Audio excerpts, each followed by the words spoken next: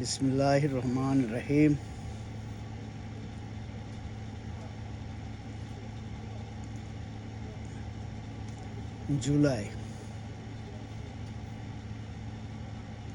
জুলাই নাকি এক বৈষম্যের আন্দোলন ছিল, অথচ সে জুলাই বৈষম্যের পাহাড় গড়েছে মেটিকুলাস ডিজাইনধারী ডক্টর ইউনূস, জামাত, এনসিপি। বাংলাদেশের মাটিতে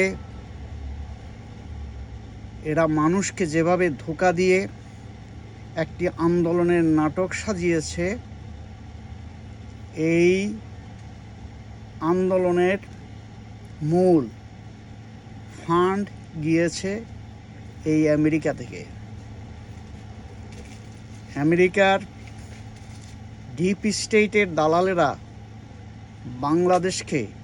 বাংলাদেশের মানুষকে জুলাই আন্দোলনের নামে, বৈষম্য বিরোধী আন্দোলনের নামে ধোঁকা দিয়েছে ব্যাপকভাবে, মেটিকুলাসলি। এর খলনায়ক ডক্টর ইউনূস, আসিফ নজরুল এবং বৈষম্য বিরোধী ছাত্র আন্দোলনের পিছনে থাকা জামাত শিবিরের গুন্ডা পান্ডারা। তারা একে 47 দিয়ে পুলিশ এবং তাদের নিজস্ব সহযোগী আন্দোলনকারীদেরকে হত্যা করে আন্দোলনের চুলোয় আগুন দিয়ে একে উত্তপ্ত করেছে ভীষণভাবে।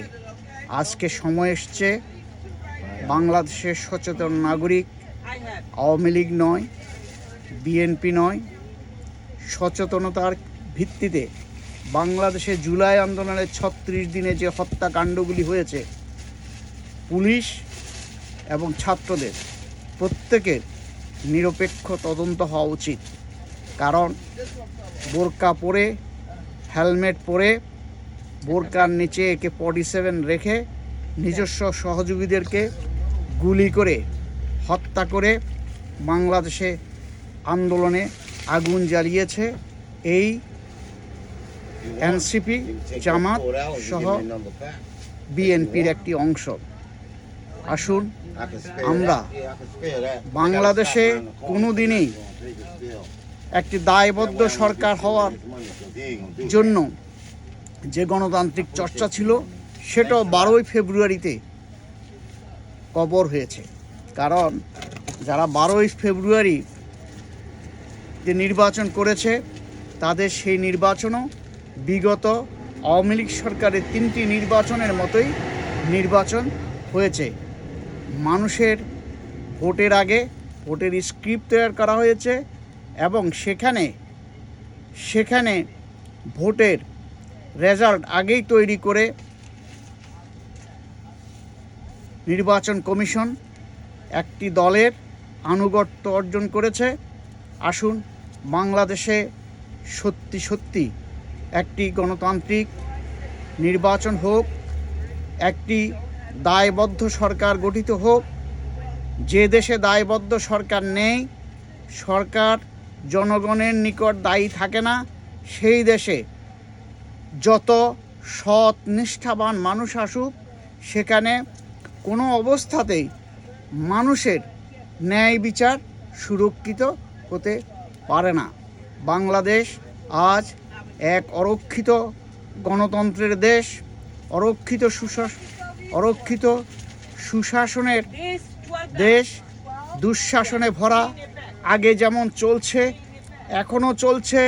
36 দিন জুলাই আন্দোলন প্রকৃতপক্ষে যেসব নিরীহ ছাত্রছাত্রীরা করেছে, প্রকৃতপক্ষে আন্দোলন শেষে তারা সামনে ছিল না।